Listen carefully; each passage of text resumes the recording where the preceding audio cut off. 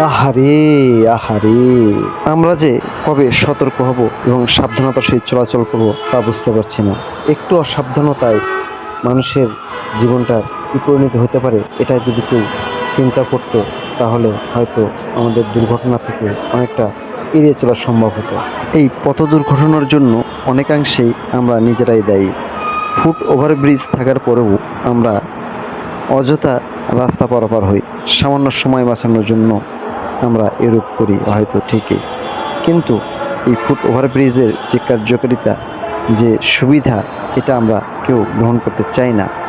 আসলে আমরা কখনো ভাবি না সুস্থ থাকা একটি আল্লাহর বড় নিয়ামত, যা আমরা কেউ অনুধাবন করি না। যখন অসুস্থ বা কোনো দুর্ঘটনা পড়ে তখন ঠিকই আমরা অনুধাবন করি যে সুস্থ থাকার নিয়ামতটা কতটুকু। একটি দুর্ঘটনা যে সারা জীবনের কান্না, এই কথাটি বারবার বিভিন্ন জায়গায় আমরা লেখা দেখি। কোনো দুর্ঘটনা ঘটে তখনই এই কথাগুলো মনে হয়। আসলে আমরা সবাই সাবধান হব, ফুট ওভারব্রিজ ব্যবহার করব।